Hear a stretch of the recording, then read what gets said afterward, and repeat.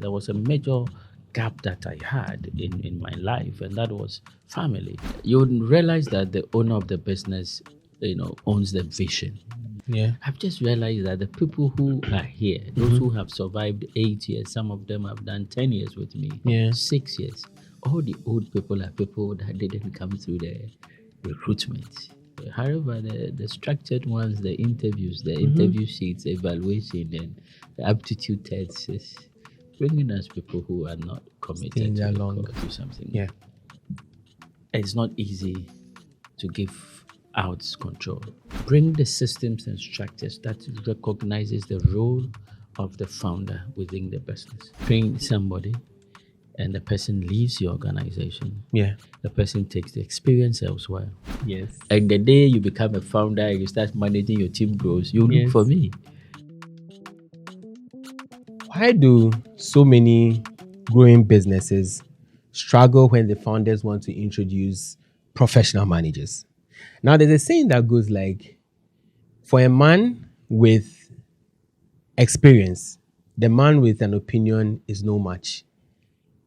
Today, I have a man who has over 2 decades experience in management consultancy. He's a strategy expert, and he's going to talk to us or lead us to unravel this business conundrum of founders trying to introduce professional managers to help the business scale.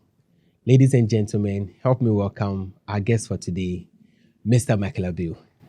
Thank you very much. I've been in the working space for like a decade now. And because of the work that I have done, I've got to work with a lot of founders. And I've seen how when you come in as a manager, sometimes how the founders hold on to the business and how the manager too comes on with a lot of, let me say book knowledge, comes with a lot of his own experiences, and he thinks that this is how you scale the business. The last time I was listening to a conversation, I think it was Joyce Meyer, who said that she employed a graphic designer. And she told the graphic designer to do certain designs for her. And the designer was now telling her the right colors and everything. She was like, hey, my friend, I employed you. Do what I say. So it's really, really an issue.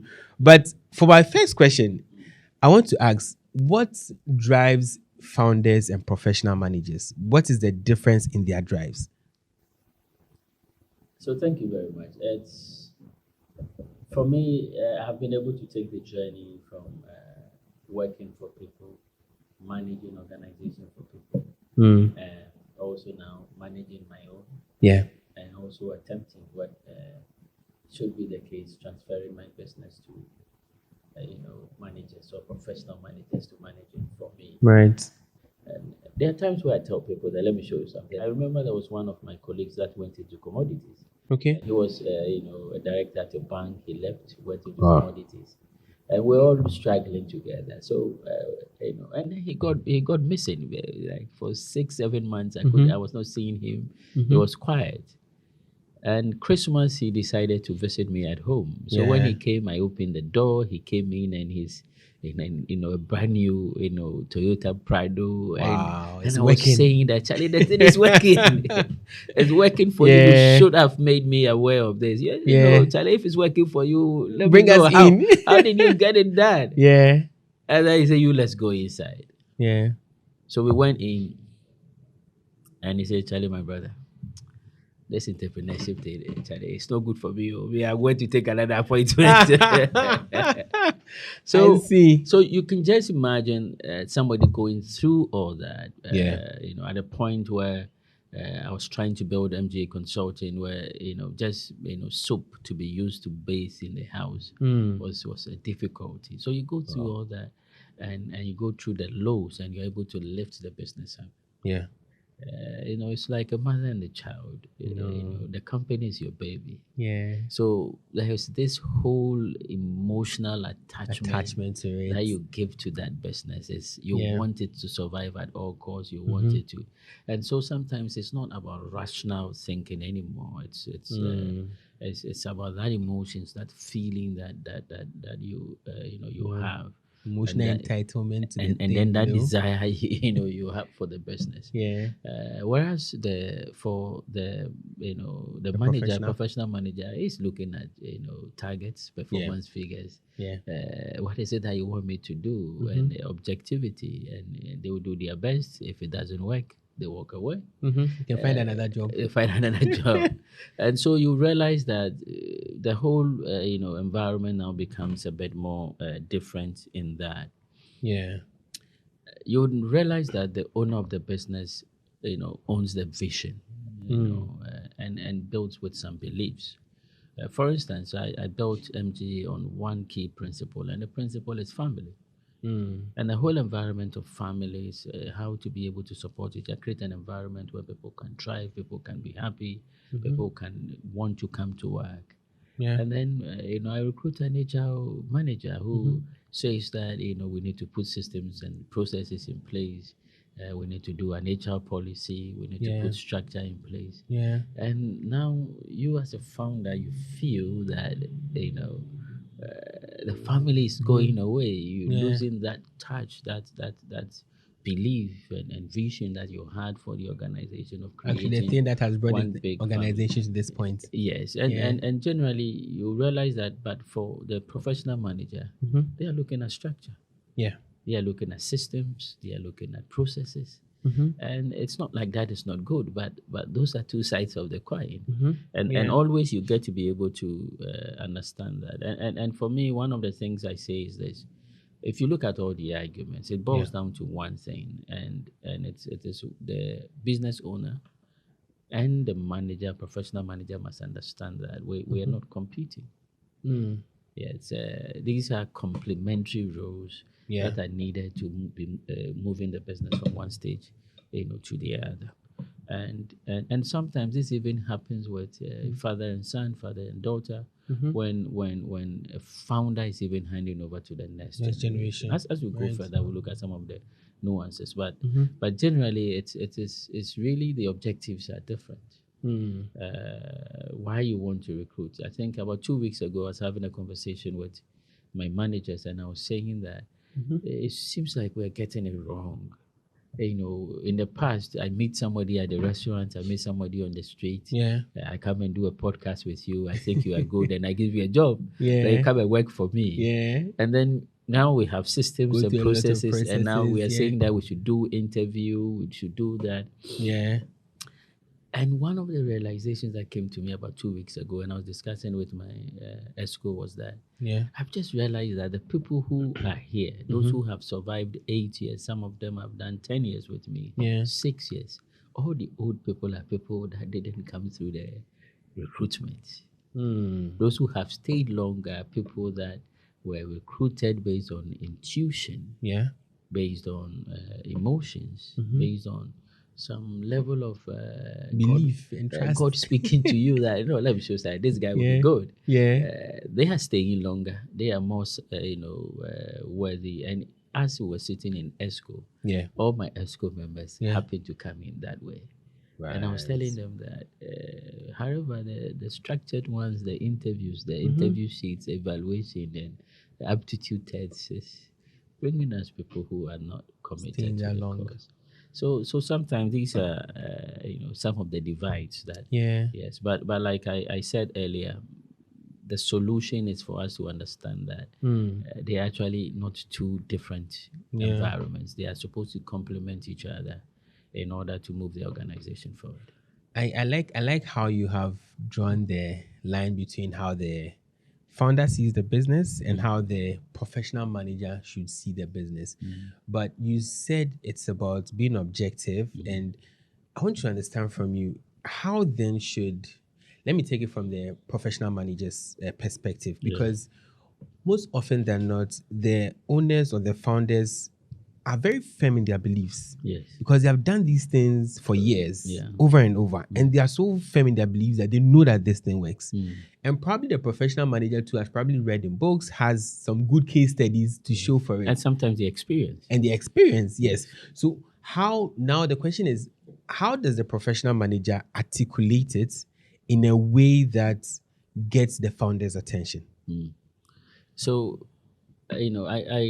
I have had the opportunity of working through or working with such organizations with my consultancy, Yeah. and I also have had the opportunity of advising professional managers. Let me show you something. Yeah. It's not easy to give out control because Right. for the founder, control is about survival. It's to see my business do well. Yeah. And therefore, when a professional manager comes in, you want to put the structures in place, you want to do that. Yeah. How are you doing this? And still maintaining the founder and the visibility of the founder. Because most often than not, the reason why they don't want to let go control is because they lose relevance. Right. They will come to their own organization and And they people look will like not- strangers. They will look like strangers in their own organization. Yes. How do we balance that? Hmm. A founder is a hero. Yeah.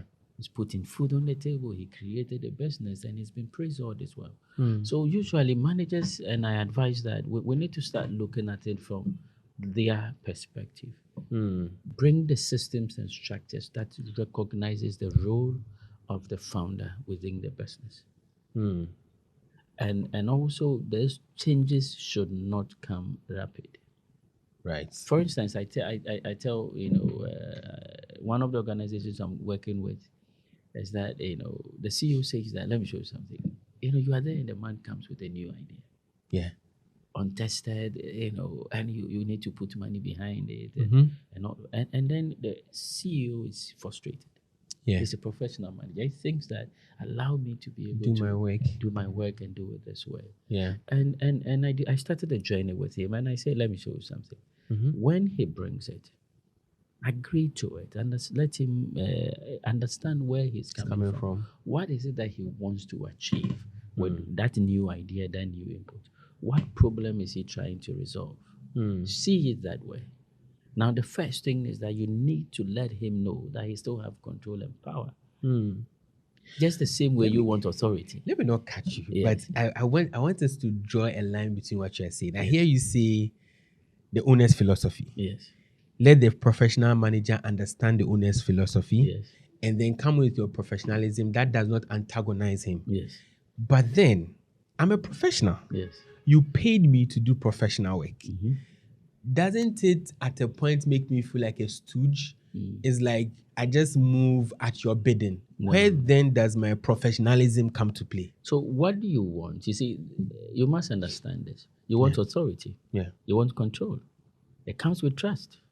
It's not what you learned in school, what you did at the other place. Yeah. It comes with trust. For the founder to recruit you in the first place, for the founder to say, come in and come and help, the founder knows that he's at a position that he needs to transfer business into the hands of professional managers. Understood. And we must understand that because they are ready to recruit you and pay you for that. They understand that this is what they want to do. But like I said, they have control. What you want is authority. Right. And so you need to start working with him to transfer that level of authority to you by still having a semblance of control. I don't know if you understand. Yeah. So for instance, in the case I was trying to describe to you, I told the CEO that agree to what he wants to do. So the founder wants to start a whole new unit. He's met a new person, and just like that's what we do. Yeah. And this is, I said, no problem. So now say, okay, yes, we're going to do what you want to do, but I want to situate what you want to do within the system and the structures. What it means is that you've met the person is good and everything is okay. But in order not to jettison the lay down policy on recruitment, let's bring the person in and let's take him through the process, ask him some relevant questions, let him give an answer, and then let's give him the appointment. Let's understand what his vision is and all those things.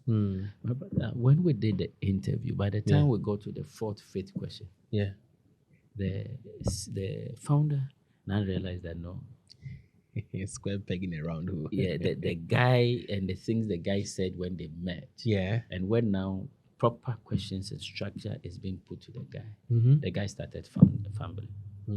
So even though we wanted to finish the interview, he didn't want us to finish the interview. And we said, no, we needed to finish. And a good- who didn't want to finish the interview? The gentleman or founder. the founder? Oh, he had already made his decision. And the reason is because now when we now ask those relevant questions, Understood. it became clear that the guy didn't have this. Now for the founder, he now respected the CEO. Why? Because now he realized, no, Charlie, the guy is This guy thinking, knows. if I didn't have this guy, I would have made this mistake. Understood. It didn't take more than 3 weeks. He brought another person, another idea. We went through the same process. And this time, the board said no. So what then does he say? He's made the first mistake.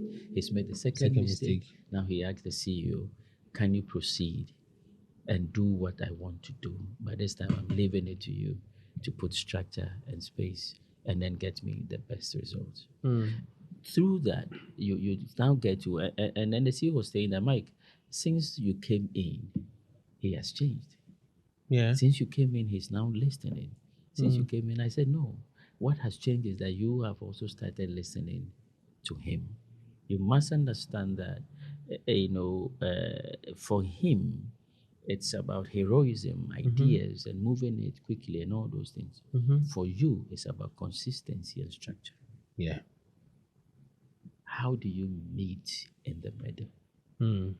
You don't just say that, oh, you've given me the authority, I'm the CEO, I'm taking every single decision. Yeah. No. Because in that organization, before you came in, was the brother, the uncle, the nephew, the niece, the church member. And they have come this far. Then they have come this far. Yeah. And so you need to be able to understand. And that is where both the founder, and the manager must have that understanding. But you must also understand that you need trust.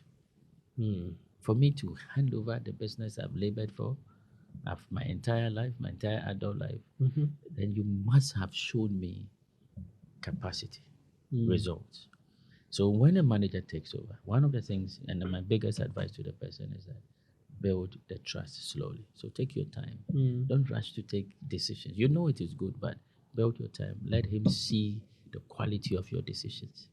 And then he will start giving off bits and pieces of control. And then will then give you the authority to operate. But this quintessential example places us at a point where the founder now made a bad decision, quote unquote, because of how it went.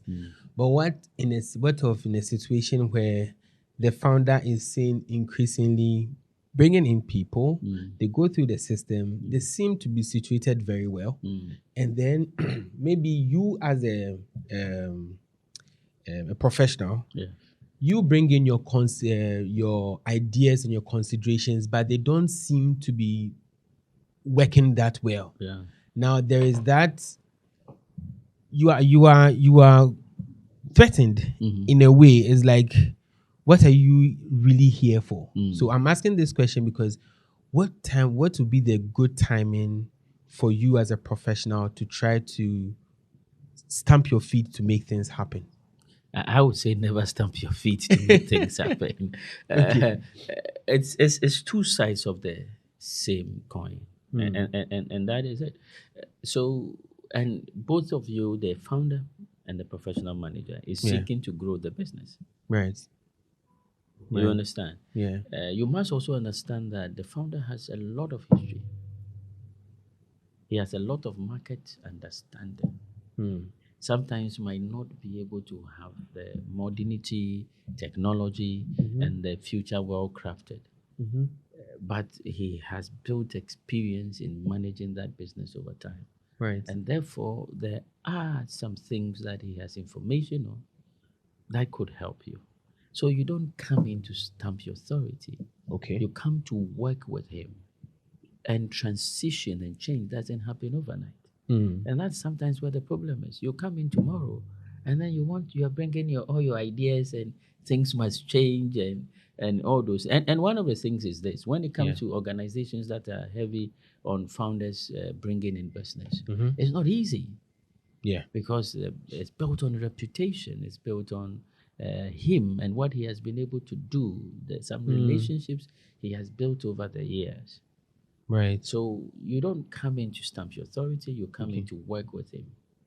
And then you work through that change process. I like what you are saying right now. So now let me take it from the founder's perspective. Now I'm a founder. Yes. I want to scale the business. Yes. I have to bring in someone. Yes. I'm bringing in Michael. Yes. I've heard of Michael. He's a great guy. He does all this. He does all these things. So I want him to come in and get the thing running. Yes. At what point do I get him to buy into my philosophy? What's onboarding process can I use to help him to buy into my philosophy before we set the ball running? And mind you, I also want my results quickly. Yes. So let's take it from, let's say, me, and when I recruit, one of the key things is to, as the person comes in. So me, usually it happens at the initial stage, even before the person says, I'm come to work for you. So I'm clear as to what I want to do and the vision that I want and why I set up the business. And I always tell people, why did I set up the business? You must know, you must understand that it's not about money. It's not about money. And when I started the business, there was a major gap that I had in my life, and that was family. I hope you're enjoying the conversation so far. I have an important announcement to make. From our analytics on YouTube, we noticed that only 5.4% of our viewers are subscribers, meaning that 94.6% of you watch our content but do not subscribe. If you think that we are sharing some good content, please subscribe to the Kwabena Dapaah Podcast. Let's continue our conversation. There was a major gap that I had in my life, and that was family. And I thought that MGA was one of the environments that I could be able to, fill that void in me. And therefore, we are creating a system, and we created a system that everybody feel belonged and people want to work. Post-COVID, we had people who, we said, okay, you can work from home, and still they were coming to the office. And they say, yeah, we want to come because they know this is happening and that is happening. Yeah. So that is what we want to do. You must let the guy who's coming to take over understand that this is who we are. So whatever structures you want to build, you need to build it around these foundations. You see, you come as a professional manager, but you don't determine the vision of the organization. The owners, the board, determine the vision. Not you. You build a strategy around the vision and mission. Right. And so when you come in, you need to understand that, hey, this is what you're going to do. Now, so for me, the first onboarding is to let the person understand what the vision and mission is. Let the person understand why things are the way it is. Why that structure, why this, why that, so that they have the base as they develop their new strategy. I might have knowledge, but mind you, not every founder has that level of academic knowledge that I have, because I come from the academic environment. But the whole thing is that conversation must be had. Right. And therefore, whatever strategy, whatever plan that the professional manager is building must be around the vision and the mission of the founder. Now we have professional managers coming in and, straight away they're bringing ideas from elsewhere. Yes, the ideas would work, but not every business is built on only profitability, only making money and exploiting society. There are various reasons why businesses are built. And the professional manager must understand that. Now, for the founder, what he would then want to do is to transfer that knowledge to you and hope that you put structure to what you do in order for their vision and aspirations being met within the organization. And once you start showing that you understand the vision, you understand the mission, and the structures and the strategies you are building is aimed at promoting that vision, that will be a very good point for the founder to start trusting you and start relinquishing some level of authority and getting you to make the decisions. So my audience are a cross section of people between the ages of say 20 to about 45, and some of them are working, some of them are thinking of starting their own businesses, some of them are doing both. And I remember one time I was consulting for someone doing their digital marketing. And then we got to a conversation where we had to talk about their vision and mission because it was going to create a bedrock for the kind of content that we created. Yeah. And the conversation seemed very unsettling for them. They're like, what has vision and mission got to do with this? And then I noticed that for some businesses, the vision and mission is just cut out of the air. Yeah. There's no deliberate thought to it. But I hear you say that when you're onboarding someone, especially at that top level, the person has to understand the vision and the mission to be able to run with it. Yeah.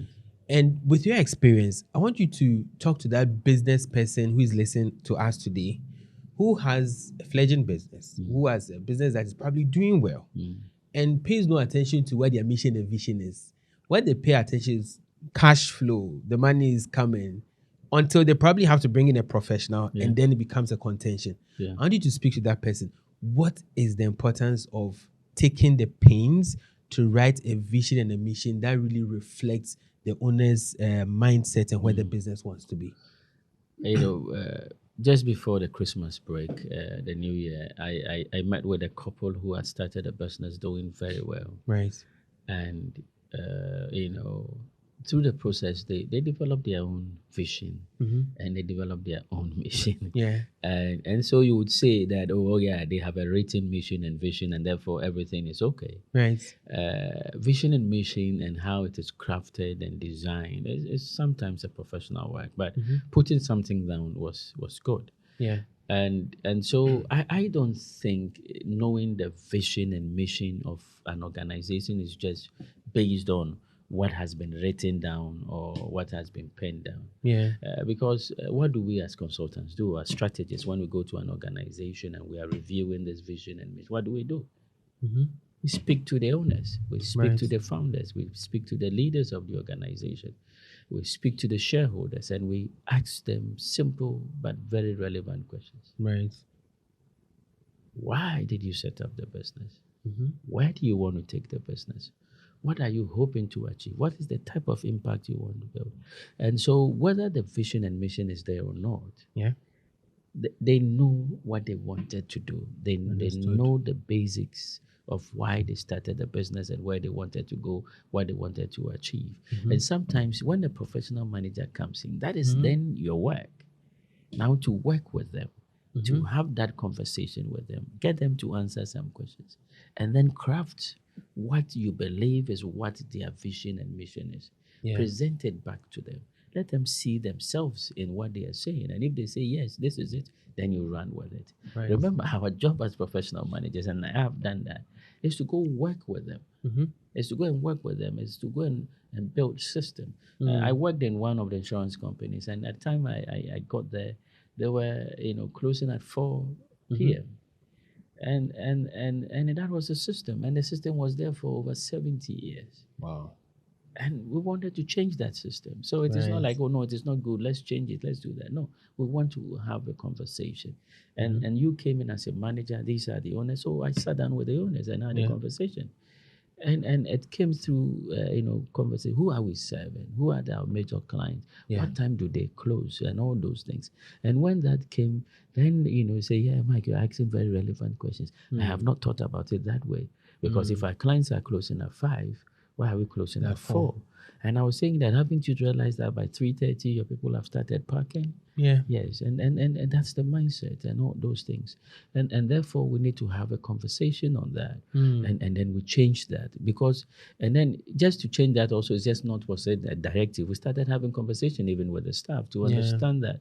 Haven't we had, and then we had experiences and challenges because we're closing at 4. Understood. And then we said, okay, now let's move it to 5. Yeah. And the reason why we're moving it to 5 is because of A, B, C, D. So we got a buy-in. We got. Let me show you something. 3 years ago, MGA changed its vision and mission and our core values. Because when I was starting the business, this is the vision I had. This is the mission that we wanted to, achieve within the medium term. And we had taken a journey. We've gotten to a position. There were 35 of us now. So what we did was that we gathered all the leaders of the organization into one space, and we said, okay, we've come this far. Now we need to look at the future. Right. What do we think the future looks like for us? Mm. What type of vision will take us to where we want to go to? Right. And through that, based on our actions, our behaviors, my dreams, my aspirations, we came to a very particular point. Mm.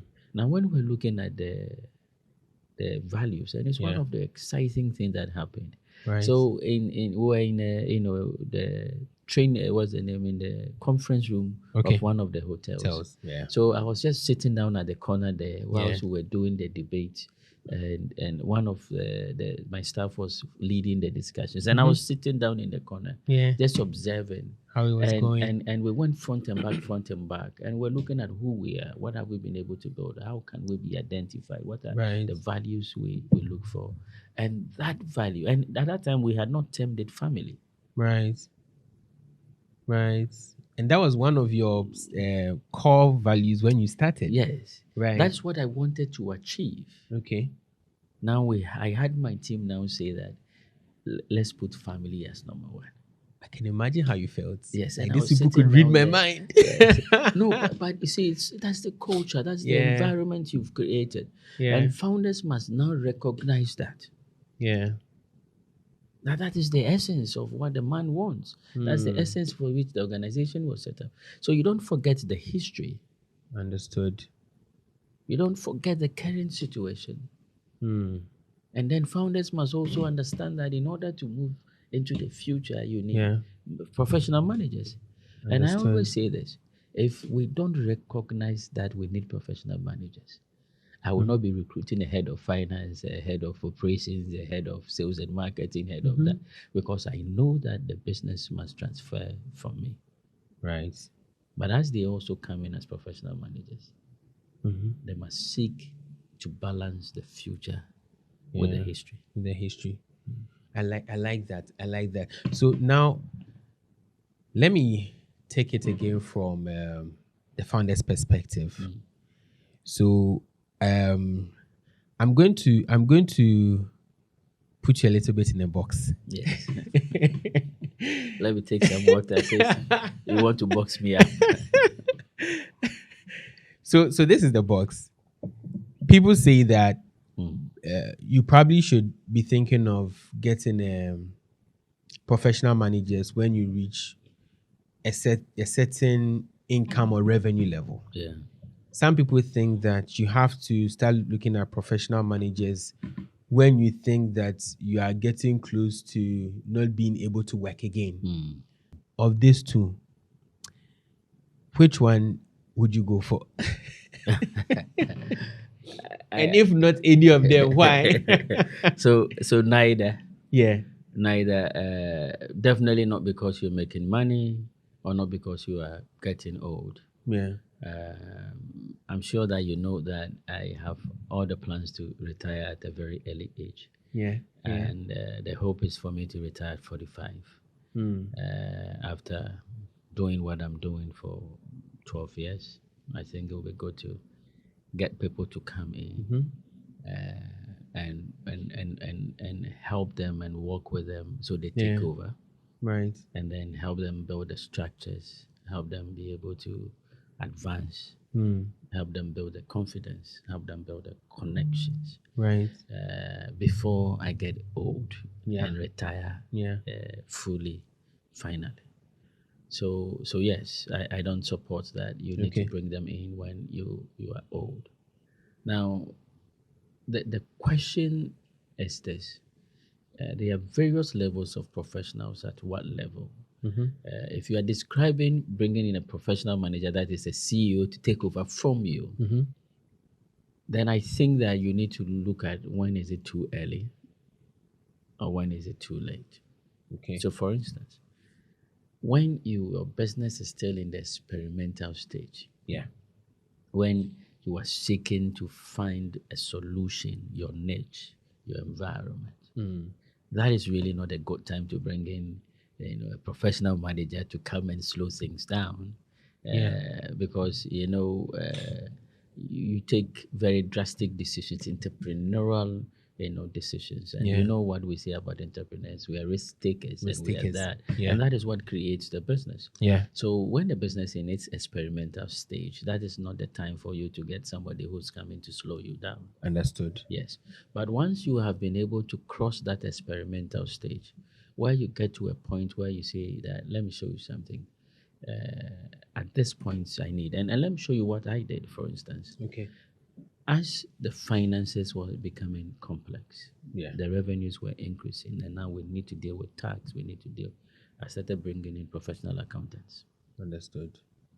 Once the numbers of the staff were increasing and the nuances of the environment was, and then we're looking at multiple branches and managing, I then brought in an HR professional to now come and strengthen and get the HR. Now we had multiple businesses across multiple environments. Right. And therefore we needed somebody who, as I am delivering, the person will now put structure, watch the timing, our delivery lines.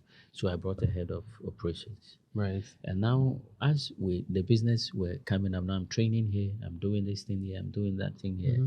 So my time for now going out there to bring in the business, Yeah. and also monitoring and managing the salespeople were Was reducing. limited. Then I brought in the head of sales and marketing. Understood. Yes.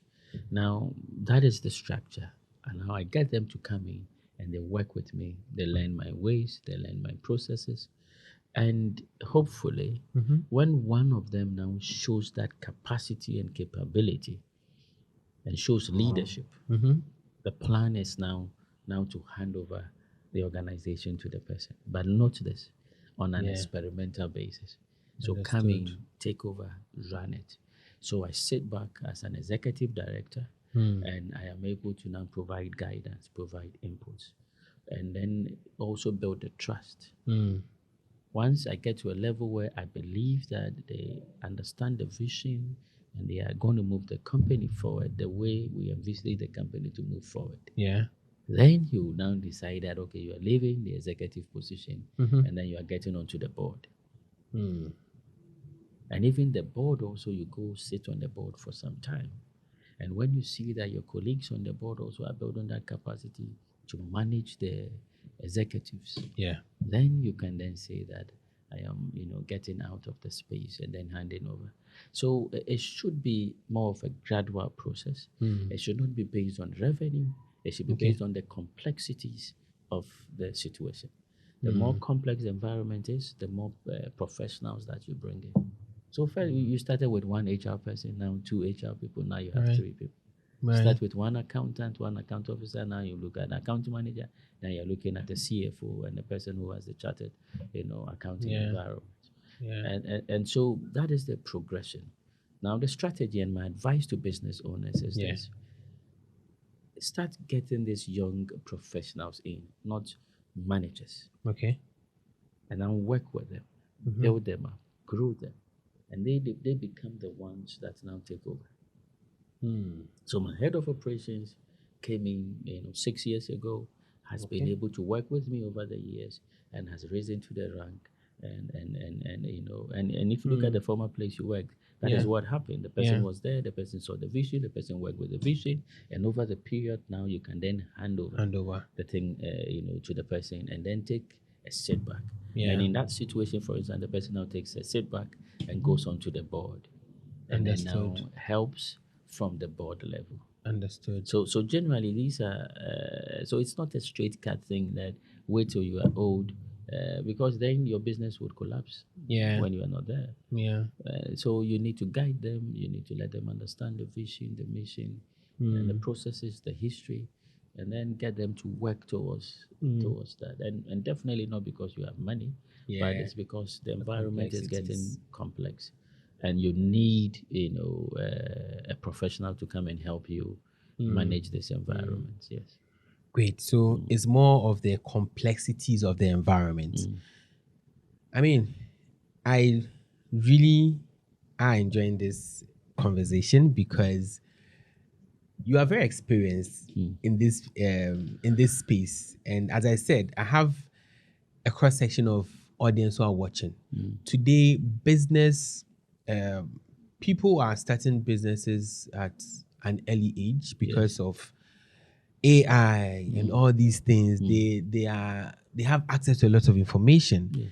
And for me, one of the reasons why we're having this conversation is to let people become aware of some of these things.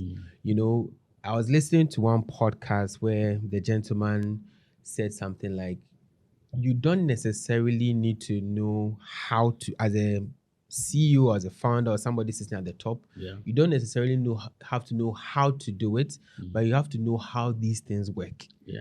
And how this conversation, and I hope that my audience who are listening, you are getting an understanding of how, as a founder or as a professional manager, you must manage work, you must manage the people that you work with. Yeah. And one of the things that I also want us to look at is, you spoke about training people, taking them from probably novice Yes. and helping them to grow to become professionals. Yes. Now, on that spectrum of them going from a novice to a professional, there's a chance or probability of you losing them. Loyalty has been defined in very, very different ways, employee loyalty. With your experience, how do you keep people to be loyal and to stay with you all this while? And then I'll ask you, I'm mentioning this question because I wanted to inform how you think about it. Yeah. At some point, founders also tend to reward loyalty and sometimes forget objectivity. So with that being said, how do you keep someone loyal in the business? So when it comes to training, I believe in a German philosophy that, let me show you something. If you train somebody and the person leaves your organization, the person takes the experience elsewhere, you have contributed to society. You've contributed to the development of the country and the environment. Not all your people are supposed to stay with you. You know, people have their own journeys. They have their own dreams. Just imagine there was any employer that thought that they could keep me at one place. That was impossible. Very impossible. Yes. So everybody has their journey, and for me, I tell employers that, let me show you something. The most important thing is that whilst the person was with you, what did the person do for you? Right. And if it was great, if it was high productivity, if the person helped you move your business from one level to the other, the person has done their part. So in my company, for instance, I don't bond when I support with education. Yes. If people want to stay, I want them to stay because they want to stay. I want them to stay because I have created an environment that shows them progress. I've created an environment where they see the future or their future with me. I've created an environment where they know that staying with me would give them value. Understood. And for me, that is the focus, and that's what employers must focus on. And the question is this, and it's always been said: what if you don't train them and they stay? They'll be the bad nuts. I don't know if you understand. Yeah. And so in terms of training, there's no question about that. You need to build capacity. You need to, support them to build their own capacities. You need to help them educate themselves, elevate their thoughts. I have had an IT specialist. Right. I met him on a different platform, achieved, international person. And I had to speak to that person. Let me show you, I have a head of IT. Would learn a lot from you. Can you mentor him for me? Can you be a guide for him for me? And I connected the two of them. Why? Because I wanted to elevate my head of IT. Understood. I wanted him to have some different perspectives and levels of understanding. And that is important. That is needed. And then I can tell you for a fact that I've had almost about 5 heads of ITs. Right. 5. Yes, because they come and do this, do that, and then they get an offer, they leave. Yeah. I had one who had an international offer, so he left. Yeah. But that was good. But I can tell you for a fact also that every single time I get a new person, this new person comes with a whole different, agility, a whole different perspective, And my current guy, for instance, is Yeah. doing wonders for the organization. Amazing. For me, what is important is that whilst he is with me, what is he doing? Right. How is he performing? Right. Now it comes to the question of loyalty. Yeah. And for me, I always say that we as Africans, personally for me, I'm a spiritual person. I'm a Christian also, Right. but I'm a very spiritual person. I understand that there are forces, and an organization is a human environment, and there are forces within the space. So just imagine that we started a business. There were times Yeah. we couldn't pay salaries. Hmm. People left us Yeah. because we couldn't pay salaries. There are times where we had to pay 30% of the salary this Yeah. week. The following week, we are paying 2 months. We've not gotten money, so we've not paid. And you had these people that sacrificed with you, fought with you, Hmm. and survived with you Right. to bring the organization to another level. There are times where you try to help them, you try to grow them, and there are so many entrepreneurs and business owners who Yeah. have these loyal people but don't invest in them. Hmm. And sometimes that's the problem. But if you are investing in them, then their value would grow as Yeah. their loyalty also grows. So Right. sometimes the fault is that we don't invest in them. So their company grows bigger than them. And them. And sometimes their relevance Yeah. Diminishes. diminishes.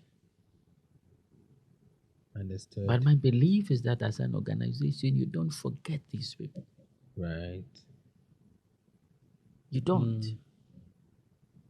And for me, for every person that was loyal to the organization, Yeah. some of them might not have a clear space in the future of the organization in terms of the growth we want, in terms of the technical environment that we're finding ourselves. So what I do is this. Then you create an environment which is supports, which doesn't affect the main structure. Hmm. And then you reward these people as it is. And that is why it is important for you to have that conversation with the managers. Whoever Right. you are appointing as a CEO must understand the clear role these people have played in getting the business to where it is. And that's why I'm saying that if you're a professional manager, you need to understand the history. Hmm. Because you mess with the history, you will Mess not up keep the long. business. Yeah. And then for me, because I said I'm spiritual, there are forces. Yeah. Because people have contributed. So my company is 13 years old, and I have people who had been with me from the start. Wow. All through the 13 years. And this is not the time for you to say that because you've lost relevance, go home. Go home. Hmm. So consistently, I'm finding, how do I make this person relevant? Understood. There was one of them, I said, whether you like it or not, you Yeah. need to go back to school, you need to have your first degree so you can be relevant. Some of them, you must push them to do their professional qualification so they will be relevant. But yes, I would tell every founder that loyalty ought to be rewarded. It shows the next generation that loyalty pays, and then they would remain loyal. But loyalty must come with some level of integrity, must come with a level of efficiency and productivity from the person. And it's your responsibility as a founder to work with them, to build them and make them relevant for the future. But at the same time, to professional managers, if you want to keep your job, let me speak to you. Do not underplay those who had been loyal and contributed to building the organization and bringing it to where it is today. Understood. Understood. On that note, what should be a healthy relationship between a professional manager and a founder? I think I started earlier and I was speaking about we need to first understand this, that our roles, our perspectives, our objectives, the way we do things, our desires of both as a founder and as a manager. I don't see it as conflicting. We need to start looking at them as complementary. Right. How do I take the inputs, the strategies, the mindset of the current generation or my new managers or my managers, and then how do I infuse my Yeah. vision and the spirit with which I put the business into what they want to do. So for me, it's a simple strategy. I tell you what is it that we do, and I say go and do a strategy that fits it. And if you go and you do a strategy that fits that vision mission, Yeah. then I say go ahead, implement it. That's your job. That is what you must You're do. paid for. The next thing is that we need to have clear role boundaries. Where is it your responsibility and where is it mine? Okay. Because there are times where the professional managers come in and they're still looking up to you, especially if you are an owner manager. Yeah. And then they are directors and they're working under you, or you're an executive director, or you're on the board. They tend to always look up at you and then, okay, what do you think? What do you want? Yes. What's your opinion? And so when you set clear rules and boundaries, and that's what I have done. So for instance, this year, we had a team. Yeah. We had a discussion as a team, and the decision was very simple. As a founder and CEO, my job was innovation. My job was on how do we build smarter work environments. My job was how do we increase trust within the organization. And then I was also supposed to look at the general strategic framework of the organization. That's my job. Anything else you bring to me, I tell you that's not my job. Clearly defined. It's clearly defined. Yeah. So, boss, what do you think? I said, no, that is not my job. Yeah. Please go take your decision, make your mistake. If it goes well, we'll praise you. If it doesn't go well, I'll meet you in the ESCO meeting. And What then needs to be done will be done. and then we'll give it to you. But that is your job. Yeah. Go take the decision and face the realities of it. Sometimes we that. think that when we take the decision and it goes wrong, founders should no to lie and make it easy. No, Right.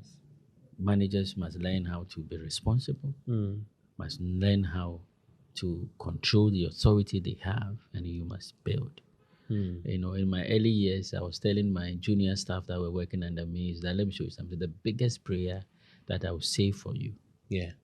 is that I pray that you also become a leader. And then you would understand the complexities. Yes. Now, that prayer has changed. And you know what the prayer is? Should be a That the founder. biggest prayer I will say for you Yeah. is that tomorrow you have to be a founder. Yes. And the day you become a founder and you start managing your team grows, you look Yes. for me. Yes. You come and tell me, oh, boss, I understand it now. Yes, I understand what I you're get your saying. perspectives. and Yeah. that. Now, another thing also is this. We need to build an environment where there's open communication. Understood. Founders should be open to listening. We should be open to accept inputs. And then professional managers should not come and say, yes, I am the CEO, I'm the general manager, I am Yeah. this. Break down the ranks, let the Yes, work be and done. let's create an environment where we can discuss, Understood. where we can look at the issues. This is what you want to do. This is Yeah. your understanding of it. But let me tell you the nuances around it. What has happened in the past before, relationships that we have built, and relationships that are dangerous to us. Let me explain to you what this company means to us, and the reason why we must keep prices low for this organization, and the reason why we must keep the prices high for that organization. And so, open communication is one key thing. And we also need to understand that. Let me show you something. If you take over as a manager, Yeah. it is not a power struggle. Oh, you must give me the authority. You must give me the power. I want the control because I'm the one in charge. That is not it. When you come, it's partnership. Understood. I have built a business. Yeah. I want to hand over the business to you for you to take it to the next level. Yeah. So you come and work with me, not come and work alone. Understood. You come and work with me to achieve that. If we see it as a partnership, then we can be able to now start working together. Yeah. Now it's the two of us. Yeah. You have your interest as a vision bearer. I have my interest of making sure that the company survives into the future. How does the two of us work together in partnership Yeah. to achieve Make this that objective? realities. If you come that way, then you realize that conflict would reduce. I like what you said. Conflicts will reduce, but they will not be done away with completely. So, for a manager, Yeah. professional manager, what should they look out for when they are being hired into a founder-led business? That's a tricky one. That's a tricky one. But one of the things that you want to see is the founder. Does the founder have that desire to transform the business? Is there that need? Has he seen the reality? Is it that he's being pushed into just appointing a manager, or there was a time I had a consultancy and Okay. we were supposed to do a transformational strategy for the organization. So we put the transformation strategy together. Had support from the founder and everything. We had our discussions. The strategies were approved. He looked at it. We discussed. Everything was okay. Right. Now we went into implementation. And he didn't bounce. Wow. And he was supposed to pay the company on a monthly retainer. Yeah. The month will end, and he would happily write a check for you. I know what will happen to that check. No, the check goes through. Okay. He happily writes, and it wasn't small amount. But he don't make the work done. No. I get it. Let me show you something.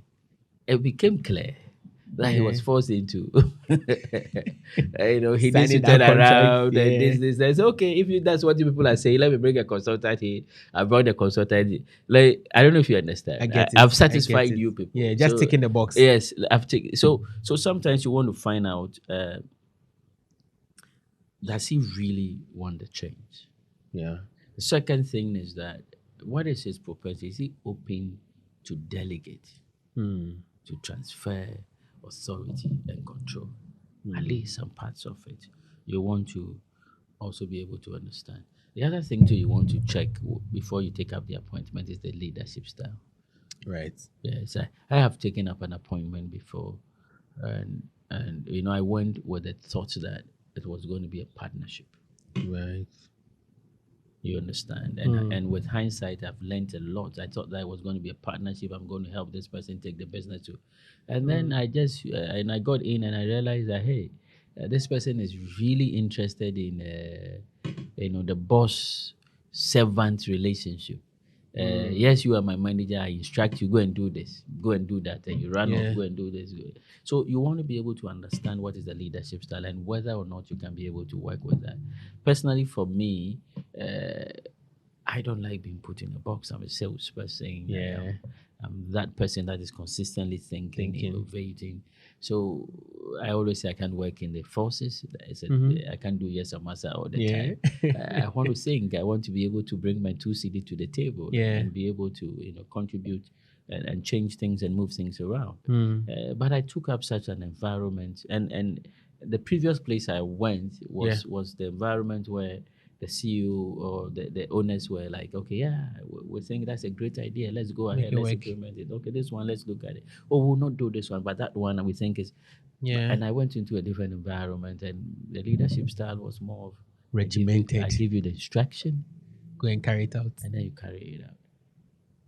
Even whether you think you have an opinion on it or not. Yeah. So eventually I had to go sit down with the person and say, let me show you something. That is not what I signed up for. That is not my understanding when I came in. So I would want to humbly leave the space and get. So you want to be able to check that. And then also you need to have a clear understanding from the owner, whether he has clarity in terms of his expectations of you. And if it's possible, document those expectations. Right. This is what we want to achieve. This is how we want to achieve it. Have that. And the last thing I would ask a manager to do is to build a system around himself where he's adaptable. Yes, because you are now going to manage the nuances of a founder, of a business owner. Right.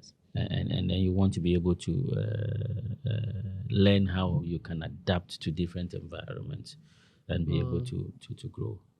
Yeah. This has been a good conversation. Founders and professional managers. I mean, we have we have really gone through it, through the vision, through the what founders must do, what professional managers must do, and even for the employees, how they must stand out. And I like the examples that you give, especially around loyalty, how you even set up a system just to reward those who have been loyal to the system and to the business. And thank you so much. Thank you so much. And I'm sure that my audience who have stayed to this point of the conversation, you've probably picked one or two things that you're going to work on in your business. If you're a founder, you have learned so much that you should do as a founder. If you're a professional manager or a professional, you've also learned what you should do and what you shouldn't do. So in your closing remarks, what would be your words to the founder who is listening to us now? What should they do to make good out of their calling? So I want to say thank you for bringing me on the program. And I want to speak to both of them, the founder, the business owner, as well as the professional manager. The first thing is this. It's really not about ego, who is in power, who is in control, who has authority, who doesn't have authority. You need to see it as a shared vision between you, the business owner, and then the professional manager. Right. See it as a shared vision. That is what we need to start looking at it from. The second thing is that let it not be a matter of titles. His CEO, his COO, and then you are controlling it from, behind. And then if I also make you CEO, let it not be a title, because my term as business owner, founder, vision bearer is also there. So let's look at real empowerment. Empowering the CEO. And you, the CEO, also making sure that the founder and the business owner doesn't lose control and relevance within the organization. You must understand that a firm balance between these two is what would make it work. Right. And then the last one I would say is that both of them should understand that it's communication. We need to consistently be in touch, consistently communicate, consistently discuss. And then whilst you communicate, we need to align. Align the objectives, align the visions, align what you are doing as a manager with what the business owner is looking for. Right. If we have that alignment backed with strong communication, if we now understand that it's really not about egos, but it's about shared vision to move the company from one end to the other. And it's not just only about titles, but real empowerment. Then we would be now starting to now have a conversation. The narrative will change. And we don't say that Ghanaian businesses die with their founders. And when the founders is not available, the businesses die. We'll start changing that narrative, and then we'll start to be seeing businesses that grow and even do bigger and things even after their directors have exited the scene. Thank you. Thank you so much. Yes. It's not about titles, but real empowerment.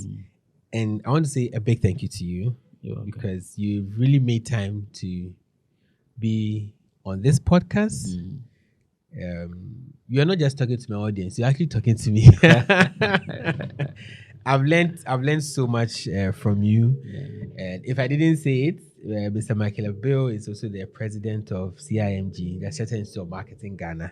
He is a big man. And when he said that it's not about ego, he's really walking the talk. It's really not about ego. I'm sure he's traveled like some hours to get to my studio, because my studio is very far. And no complaint. And he told me one thing, that it's about empowering other people, and he has been here to empower. So these words, it's not about titles, it's about real empowerment. You are really walking the talk, and I want to say thank you. Thank you for making time. Anything we can do for Mother Ghana, and especially when you call, who am I not to respond? Thank you so much, Mr. Abbiw, and thank you to my audience. See you in the next episode.